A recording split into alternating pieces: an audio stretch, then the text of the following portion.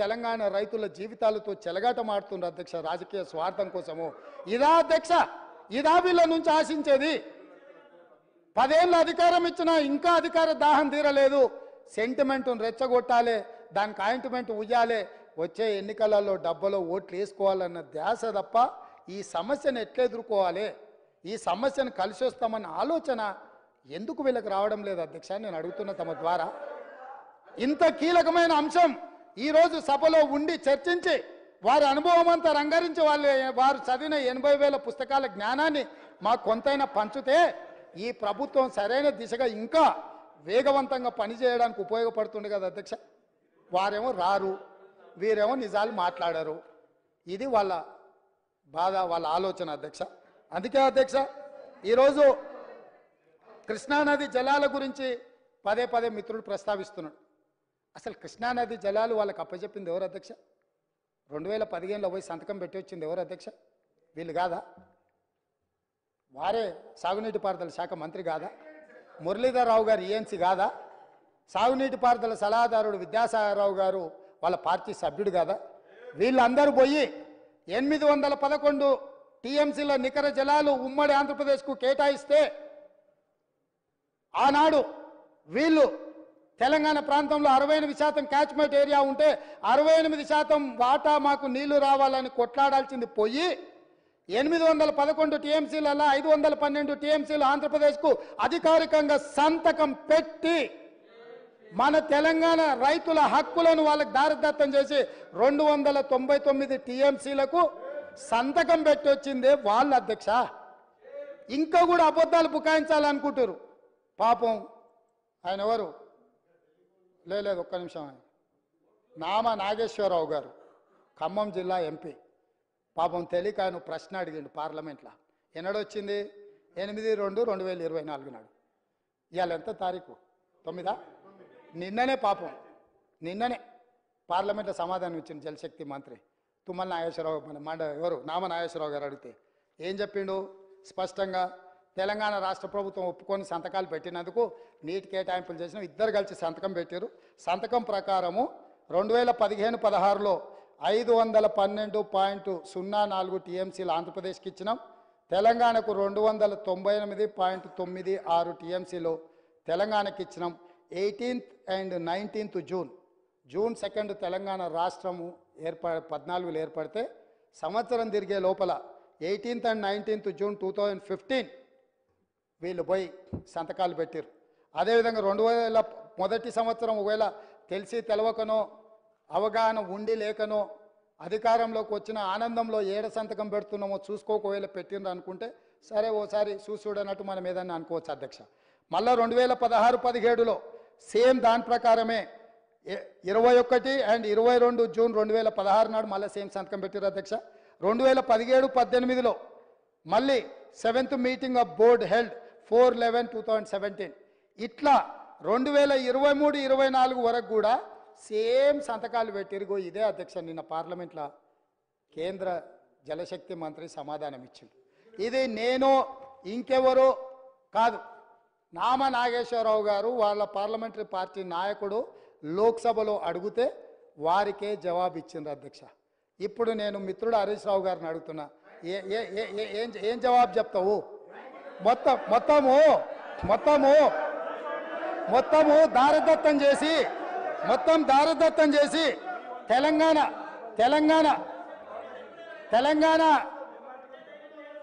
జల హక్కుల్ని సర్వం దారదత్తం చేసి సంతకాలు పెట్టి తెలంగాణ ప్రజల హక్కుల మీద మరణ శాసనం రాసిన మీరు ఇప్పటికైనా తప్పు తెలుసుకొని మేం చేస్తున్న ప్రయత్నంలో కలిసి వస్తారేమని మేము అనుకున్నాం. కానీ ఇంకా కూడా ఇదే విధానం చేస్తే ఈసారి అక్కడ కూడా ఉండరయ్యా.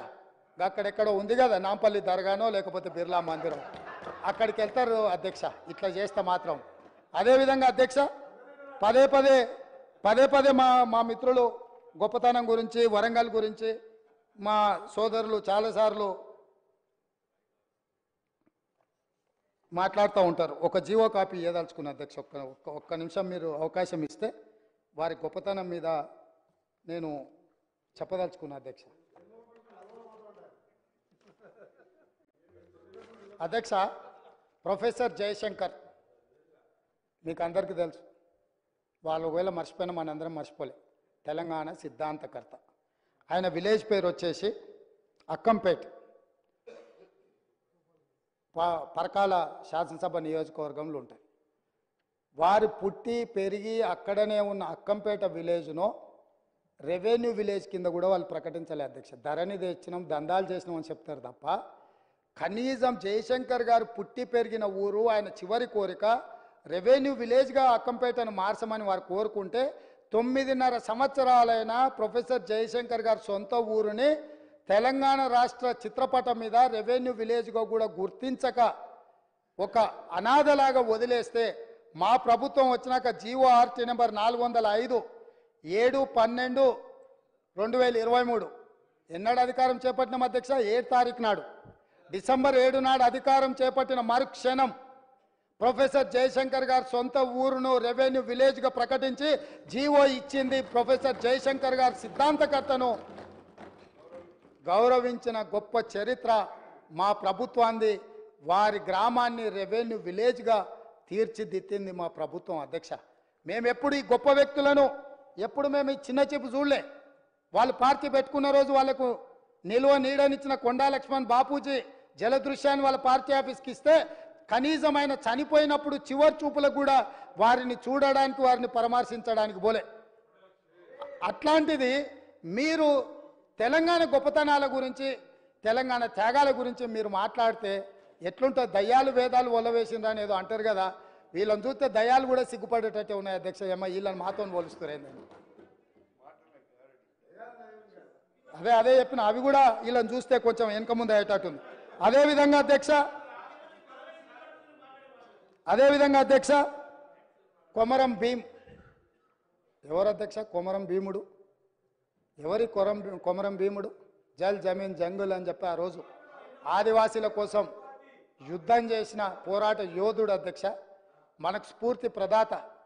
కొమరం భీం ఘాట్ ప్రకటించి దాన్ని పూర్తి చేయక గాలికి వదిలేస్తే 9.5 సంవత్సరాలు అక్కడ 30 ఇండ్లు మంజూరు చేసి నిధులు ఇవ్వక, కొమరం భీం వారసుల కాడ ఇండ్లు కట్టించడానికి వీళ్ళు నిధులు ఇవ్వకపోతే ఒక 6 మంది సొంత డబ్బులతో ఇల్లు కట్టుకున్నారు.